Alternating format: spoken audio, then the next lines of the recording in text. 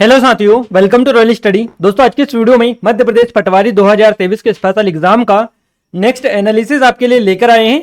आज 13 April second shift का analysis हम कवर करेंगे। फर्स्ट शिफ्ट का इससे पहले हम करवा चुके हैं। अगर आपने नहीं देखे तो यहाँ पर आई बटन पर आपको लिंक दे देंगे, अब तक के सभी एनालिसिस आप देख सकते हैं। गाइज, हमारी स्पेशल पीडीएफ के लिए अगर आप चाहते हैं कि इस पीडीएफ को आप प्राप्त कर पाएं तो आपके इसके लिए आपको क्या करना है, एप्लीकेशन को डाउनलोड करना है, टेलीग्राम को ज्वाइन करना है। दोनों की लिंक आपको डिस्क्रिप्शन में मिल जाएगी। और एप्लीकेशन को डाउनलोड करने के बाद में ये स्टेप इन को सिंपली आप स्टेप को फॉलो करेंगे, 3 स्टेप है, आप आसानी से पीडीएफ को प्राप्त कर सकते हैं। यह हमारी पटवारी की टेस्ट सीरीज है, इनरोल नहीं किया कर लीजिएगा, काफी अच्छे स्पेशल ऑफर चल रहे हैं। फाइनली स्टार्ट करते हैं। देखिए, ऑटो सब्जेक्ट के पूरे क्वेश्चंस मिल चुके हैं, सभी को हम इस वीडियो में बेसिकली कवर करने वाले हैं। और अगर आपका आगे आने वाले किसी भी दिन एग्जाम है तो आप हमें नंबर पर अपने जो क्वेश्चन है वो जरूर सेंड करें, ताकि हम आपको सटीक एनालिसिस प्रोवाइड कर पाएँ। आज भी हमें काफ़ी अच्छे क्वेश्चन सेंड किए हैं, और जिन लोगों ने हमें क्वेश्चन सेंड किए उन्हें बहुत बहुत धन्यवाद देना चाहेंगे, ताकि उनकी मदद से हमें जो क्वेश्चन है एज इट इज़ मिल पाए हैं। देखिए, क्वेश्चंस मिल जाते हैं, ठीक है, बट उन्होंने जो करेक्शन इसमें करवाया है, हमें कुछ क्वेश्चंस आधे अधूरे मिले थे, तो उन्होंने जो है इनको पूरा करवा दिया और एग्जैक्ट हमें पैटर्न बताने की कोशिश की है कि ये क्वेश्चन ये नहीं पूछा था, इस तरह से ये क्वेश्चन पूछा गया था।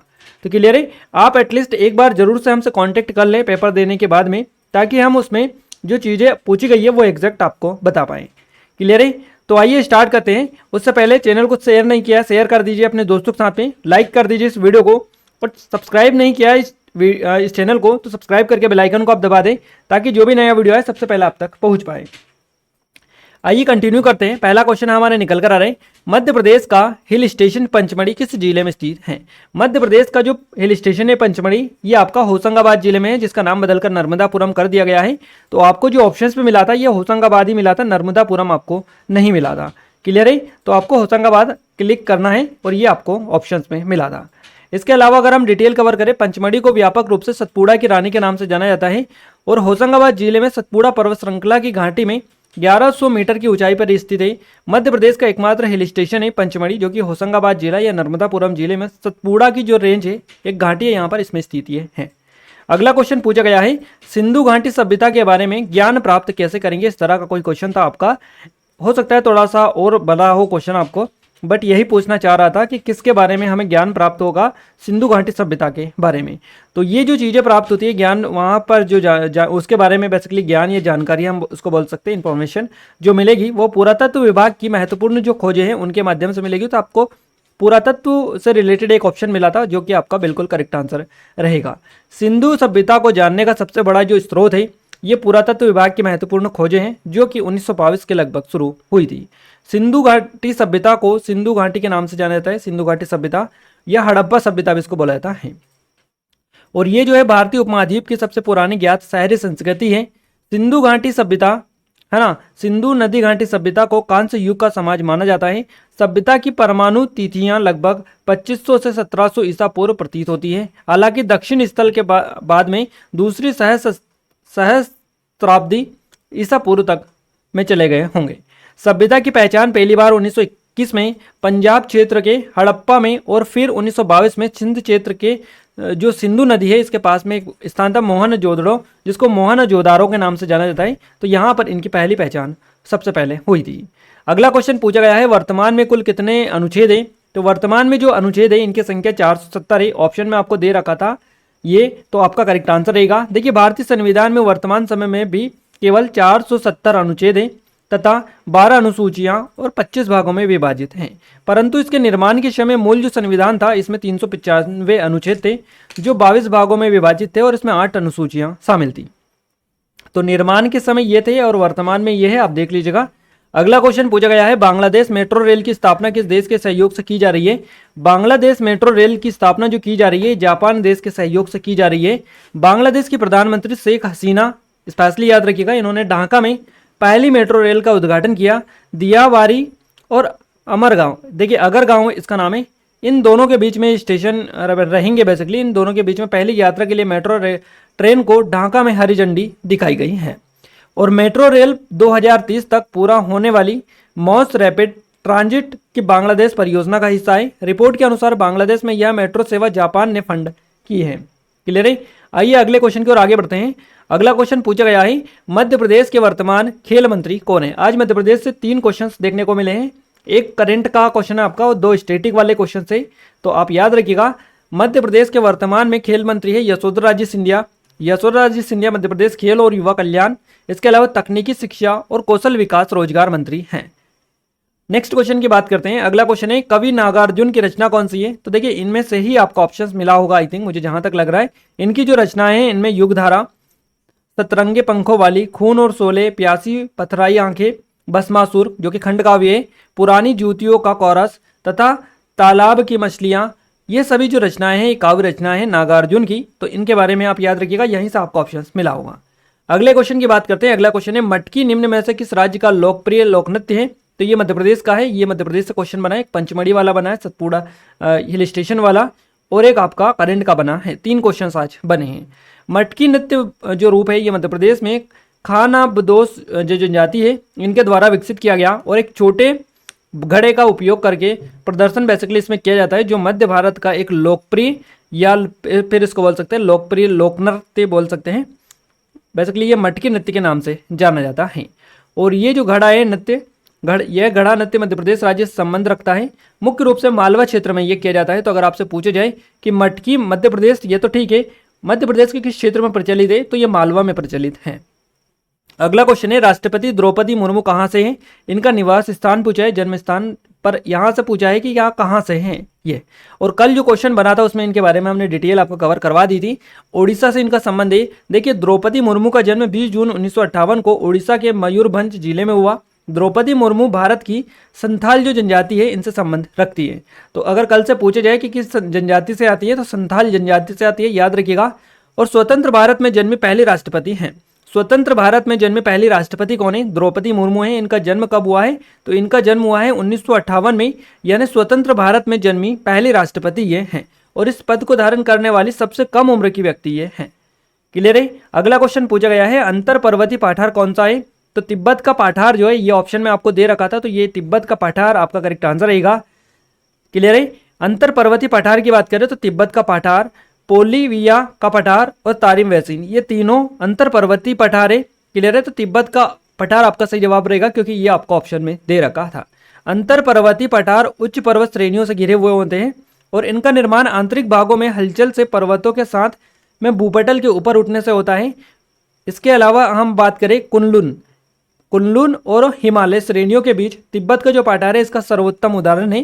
तो यही आपको ऑप्शन में दे रखा था। अगला क्वेश्चन पूछा गया है आपका कि लिखित संविधान कौन सा नहीं है। देखिए लिखित संविधान कौन सा नहीं है, और ऑप्शन में आपको ब्रिटेन दे रखा था, तो ब्रिटेन आपका करेक्ट आंसर रहेगा। इसके अलावा और भी देश है जैसे कि इजराइल हो गया, कनाडा, सऊदी अरब और न्यूजीलैंड। इन सभी देशों के जो संविधान है ये लिखित नहीं है। क्लियर है। लिखित संविधान नहीं है, यहाँ पर अलिखित संविधान है इन सभी देशों के, तो याद रखिएगा।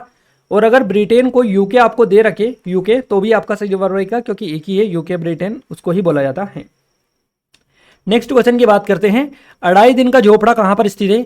अढ़ाई दिन का जो झोपड़ा है ये अजमेर राजस्थान में स्थित है, और अजमेर दे रखा होगा या फिर राजस्थान आपको दे रखा होगा। अढ़ाई दिन का झोपड़ा राजस्थान के अजमेर जिले में स्थित है, और यह भारत की सबसे पुरानी मस्जिदों में से एक है। सबसे पुराना अजमेर दरगाह ये है। यह एक मस्जिद है जिसके बारे में कहा जाता है कि इसे मोहम्मद गोरी के आदेश से 2.5 दिनों के भीतर बनाया गया था। मोहम्मद गोरी के आदेश से 2.5 दिनों के भीतर इसको बनाया गया था, इसीलिए इसको अढ़ाई दिन का झोपड़ा आई थिंक बोला जाता है। और इसके कारण इसका यह जो नाम पड़ा है इसी के कारण पड़ा है, तो इसी के कारण इसको अढ़ाई दिन का झोपड़ा कहा जाता है।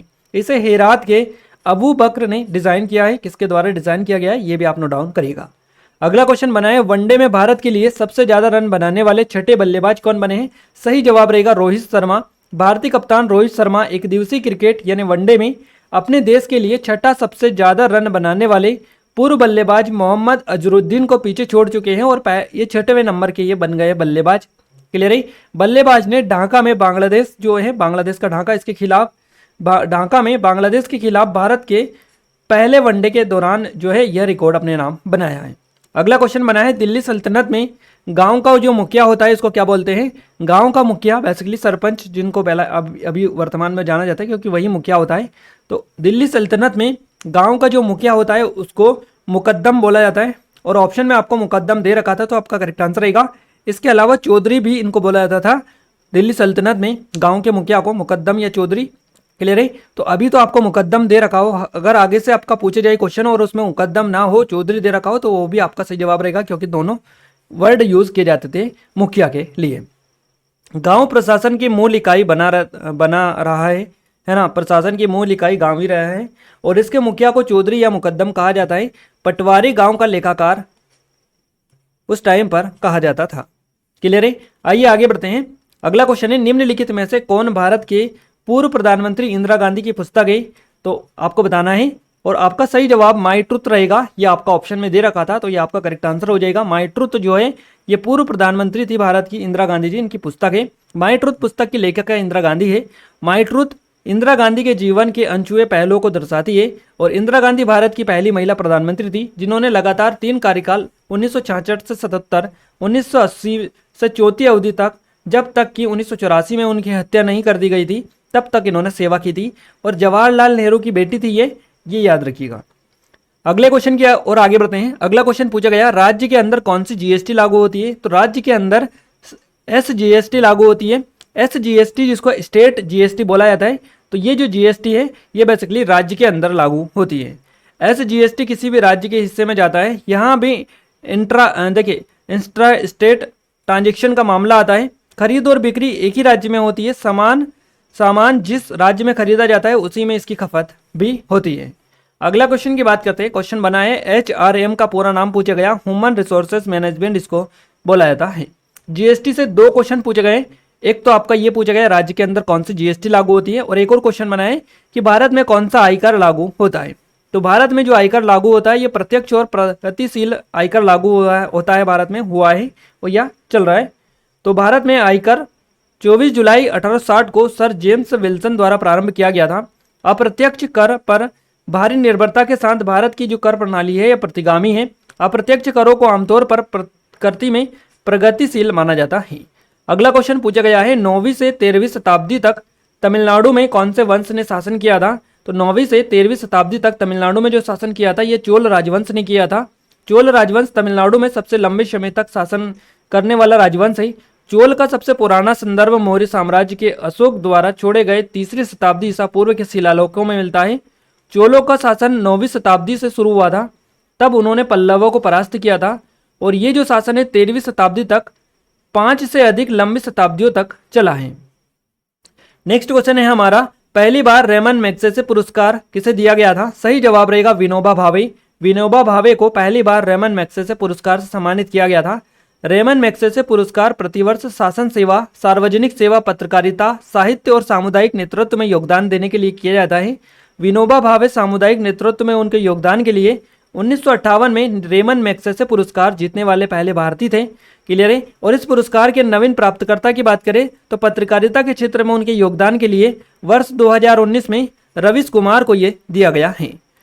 इसके अलावा गाइस मध्य प्रदेश के पठार से एक क्वेश्चन था, और खेल से 2 क्वेश्चन थे। एक क्वेश्चन रोहित शर्मा वाला ऑलरेडी आपको बता चुके हैं, एक और कोई क्वेश्चन पूछा गया था जो कि हमें नहीं मिल पाया है।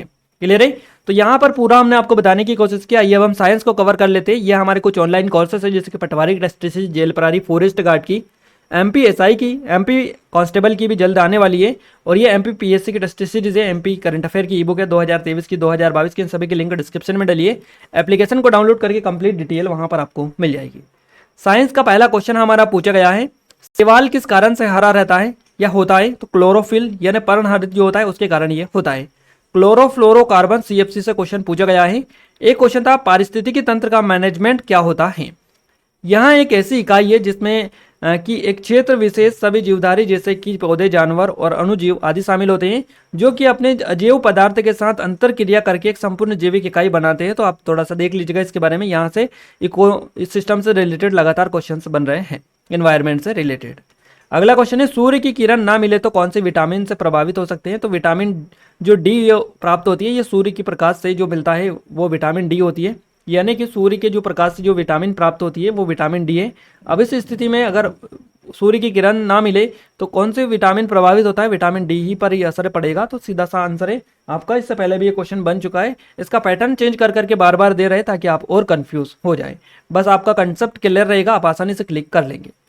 फास्फोरस को किस में रखा जाता है? तो जल में रखा जाता है। फास्फोरस को जल में रखा जाता है ताकि यह वायुमंडलीय ऑक्सीजन के संपर्क में आने के बाद आग पकड़ने से बच सके। लाल फास्फोरस जो होता है इसका उपयोग माचिस बनाने में किया जाता है। इसके अलावा गाइज एक आपका ये दे रखा था C2H5OH, इसका परमाणु भार कितना होता है तो 63.076 होता है, याद रखिएगा। सेब का जो रंग होता है लाल क्यों होता है तो सेब में एंथोसायनिन नामक पिगमेंट होता है जो बाकी रंगों को ऑब्जर्व कर लाल को रिफ्लेक्ट कर देता है, जिसके कारण सेब जो होता है इसका रंग लाल हो जाता है। अगला क्वेश्चन पूछा गया है आपसे कि किसके परमाणु मॉडल के अनुसार इलेक्ट्रॉन नाभिक के चारों ओर वृत्ताकार कक्षा में घूमते हैं, तो रदरफोर्ड आपका करेक्ट आंसर रहेगा। नेक्स्ट क्वेश्चन है पुलिस द्वारा शराबी चालक की जांच के लिए आयोजित सांस परीक्षण में फिल्टर पेपर पर निम्नलिखित में से कौन सा है, तो इसमें से जो है आपका पोटेशियम डाइक्रोमेट सल्फ्यूरिक एसिड इसका यूज किया जाता है। ये सांस फिल्टर होता है जिसमें पुलिस के द्वारा यूज किया जाता है शराबी चालक की जांच के लिए, तो आप देख लीजिएगा इस फिल्टर का यूज किया जाता है। अगला क्वेश्चन बना है पर्यावरण के अनुकूल उत्पादों को कौन सा मार्क दिया जाता है, तो इको मार्क दिया जाता है। पौधों की वृद्धि के लिए कौन सा हार्मोन जिम्मेदार होता है, तो ऑक्सीटोसिन ये रहता है। अस्थमा किसकी वजह से होता है, वायु प्रदूषण आपका करेक्ट आंसर रहेगा। किस हार्मोन्स का संबंध हृदय गति से रहता है, इस तरह से कोई क्वेश्चन था, आप देख लीजिएगा। या फिर अगला क्वेश्चन बना है ऊपर जाने पर आरबीसी की संख्या घटती है या बढ़ती है, इस तरह से क्वेश्चन था। तो गाइस ऊंचाई वाले स्थान पर लाल रक्त कोशिका यानी आरबीसी जो होती है इनकी गिनती में वृद्धि होती है यानी बढ़ती है ये, तो आपका करेक्ट आंसर रहेगा बढ़ती है। नेक्स्ट बात करें कंप्यूटर की। कंप्यूटर में क्वेश्चन बना है निम्न में से कौन सा स्पीकर का कार्य नहीं है, ये क्वेश्चन पूछा गया है। हमारा प्रोग्राम किस भाषा में चलता है, ये क्वेश्चन बना है आपसे। IOFC का पूरा नाम पूछा था, क्या होता है। ब्रेन ऑफ कंप्यूटर किसे कहते हैं, तो CPU को बोला जाता है। और अगला क्वेश्चन बना है MICR में आई का पूरा नाम क्या है, तो मैग्नेटिक इंक कैरेक्टर रिकॉग्नाइजेशन होता है, इसका पूरा नाम इंक होता है आई का, और आई का ही आपसे पूछा गया है। वेब पेज किसमें डिजाइन किए जाते हैं, तो HTML में डिजाइन किए जाते हैं वेब पेज। HTML का फुल फॉर्म क्या है, हाइपर टेक्स्ट मार्कअप लैंग्वेज ये बोला जाता है, और ये कई बार आपके एग्जाम में पहले अभी बन चुका है। इसके अलावा अगला क्वेश्चन बने आउटपुट डिवाइस कौन सा है, तो प्रिंटर जो है ये आउटपुट डिवाइस है। प्रिंटर आपका ऑप्शन में दे रखा था, यही आपका करेक्ट आंसर रहेगा। आउटपुट डिवाइस और भी है जैसे कि मॉनिटर हो गया, प्रिंटर हो गया, speaker, headphone, projector, GPS, 3D printer, sound card, video card, ये सभी जो है आउटपुट डिवाइस के उदाहरण है, तो इनके बारे में देख लीजिएगा। मालवेयर से क्वेश्चन पूछा गया था आपका। अगला क्वेश्चन बना था CPU प्रोसेस करने से पहले थोड़े समय के लिए डेटा को कहां पर रखता है, तो ये प्राथमिक मेमोरी में, प्राइमरी मेमोरी में रखता है। बात करेगा इस हिंदी में, तो हिंदी में पहला क्वेश्चन बना है जड़ का विलोम शब्द क्या होता है, तो चेतन होता है जड़ का विलोम शब्द। शुद्ध वर्तनी से क्वेश्चन पूछा गया है आज आपका। पैराजम्बल से क्वेश्चन 3-4 पूछे गए, इसके अलावा 4 से 5 भी क्वेश्चन बन चुके हैं। क्लियर है, तो आप देख लीजिएगा यहाँ से क्वेश्चन लगातार बन रहे हैं। तत्सम तद्भव से क्वेश्चन बन रहे हैं। इसके अलावा लोकोक्तियां आपकी पूछी जा रही, कारक से क्वेश्चन बन रहे हैं आपके, अलंकार भी आपके देखने को मिले थे, संधि और समास से क्वेश्चन बन रहे हैं आपके, पर्यायवाची शब्द और शुद्ध अशुद्ध वाले जो क्वेश्चन है ये भी आपके पूछे जा रहे हैं। मैनेजमेंट में प्रबंध से क्वेश्चन बन रहे हैं, नियोजन से क्वेश्चंस पूछे जा रहे हैं आपके डेली वाइज। इसके अलावा नियंत्रण, मार्केटिंग और संगठन, इन टॉपिक से आपके एग्जाम में क्वेश्चन बन रहे हैं। बात करें इंग्लिश में, तो मिस स्पेल्ट वाला टॉपिक आपका डेली आ रहा है। एंटोनियम, सिनोनियम डेली पूछे जा रहे हैं। इरर से भी हर दिन आपका क्वेश्चंस बन रहा है आपका। पैराजम्बल आपका 7 से 8 क्वेश्चंस आ रहे हैं डेली वाइज। आइडम से क्वेश्चंस बन रहे हैं, डायरेक्ट इनडायरेक्ट स्पीच से और एक्टिव पैसिव वॉइस से। ये चुनिंदा टॉपिक है, यहाँ से आपके एग्जाम में डेली क्वेश्चंस बन रहे हैं। मैथ्स में बोर्ड मास आपका अच्छा खासा आ रहा है, परसेंटेज। इसके अलावा गाइज लाभ हानि, परसेंटेज, लाभ हानि और औसत, इन 3 टॉपिक से सबसे ज्यादा क्वेश्चंस बन रहे हैं। इसके अलावा पाई चार्ट भी देखने को मिल रही है। SI CI से भी अच्छे खासे क्वेश्चंस मिल रहे हैं हमें। स्पीड डिस्टेंस से क्वेश्चन बन रहे हैं, और इसके अलावा एक सिंप्लीफिकेशन और नंबर सिस्टम, इनसे भी क्वेश्चंस देखने को मिल रहे हैं, तो इनको भी आप देख लीजिएगा। टाइम एंड वर्क और सिंप्लीफिकेशन, नंबर सिस्टम, इन टॉपिक से आपके क्वेश्चंस पूछे जा रहे हैं। रीजनिंग में कथन निष्कर्ष वाले क्वेश्चन ज्यादा आ रहे हैं, और कोडिंग डिकोडिंग वाले ये क्वेश्चन ज्यादा बन रहे हैं। आकृति से एक दो क्वेश्चंस पूछे जा रहे हैं। कभी आपका पेपर फोल्डिंग वाला पूछ रहा है, तो कभी नेक्स्ट आकृति कौन सी होगी, इस तरह से क्वेश्चंस बन रहे हैं। इसके अलावा फिगर काउंटिंग वाले क्वेश्चंस भी बन रहे हैं। सीरीज से क्वेश्चन बन रहे हैं, दोनों तरह की सीरीज, अल्फाबेट और नंबर सीरीज। इसके अलावा कैलेंडर, कभी देखिए कैलेंडर कभी पूछे जा रहे हैं, और कभी आपका पांचा आ रहा है, कभी कैलेंडर आ रहे हैं, तो कभी घड़ी आ रही है। क्लियर है, तो आप देख के रखिएगा इन टॉपिक को, क्योंकि यहाँ से क्वेश्चंस तो आ रहे हैं। अब आपकी शिफ्ट में कौन सा टॉपिक आपको मिल जाए ऐसा नहीं कहा जा सकता है, इसलिए आप कंप्लीट इनको रखिएगा। अल्फाबेट से क्वेश्चन बन रहे हैं, रक्त संबंध या ब्लड रिलेशन से भी क्वेश्चन पूछे रहे हैं, और रैंकिंग भी आपकी आ रही है, सिटिंग अरेंजमेंट भी आ रही है, सिटिंग अरेंजमेंट को भी आप देख लीजिएगा। तो गाइज यहाँ पर पूरा हमने आपको एज इट इज कवर करवाया, जितना भी हमें पता चला था सारा आपको बताने की कोशिश की है। आई थिंक आपको वीडियो पसंद आया होगा। इस वीडियो को ज़्यादा ज़्यादा शेयर करें ताकि हमें सपोर्ट मिले, मोटिवेशन मिले आपके लिए, और अच्छे से अच्छे वीडियोस हम लाने की पूरी तरह से कोशिश करते रहें। इस वीडियो को अपने दोस्तों के साथ शेयर जरूर से कर दीजिएगा, और चैनल पर पहली बार विजिट किया तो सब्सक्राइब करके बेल आइकन को आप दबा दें ताकि जो भी नया वीडियो है सबसे पहले आप तक पहुंच पाए। ये कुछ ऑनलाइन कोर्सेस है, इनकी मदद से आप अपनी तैयारी को काफ़ी हद तक इंप्रूव कर सकते हैं। तो आप एप्लीकेशन को डाउनलोड करके इनके बारे में कंप्लीट डिटेल ले सकते हैं। इस वीडियो के पीडीएफ के लिए टेलीग्राम को ज्वाइन कर लीजिएगा, एप्लीकेशन को डाउनलोड कर लीजिएगा, दोनों की लिंक आपको डिस्क्रिप्शन में मिल जाएगी, और ये स्टेप फॉलो करेंगे आसानी से आपको पीडीएफ मिल जाएगी। क्लियर है? तो आई थिंक आपको सारी चीज़ें क्लियर हो चुकी हैं, है ना। और इस वीडियो को शेयर करना मत भूलिएगा, क्योंकि आपके लिए इतनी मेहनत करें, आप भी इतना हमारे लिए कर सकते हैं। Clear guys? मिलते हैं हमारे नेक्स्ट स्टडी वीडियो में, तब तक के लिए जय हिंद, वंदे मातरम।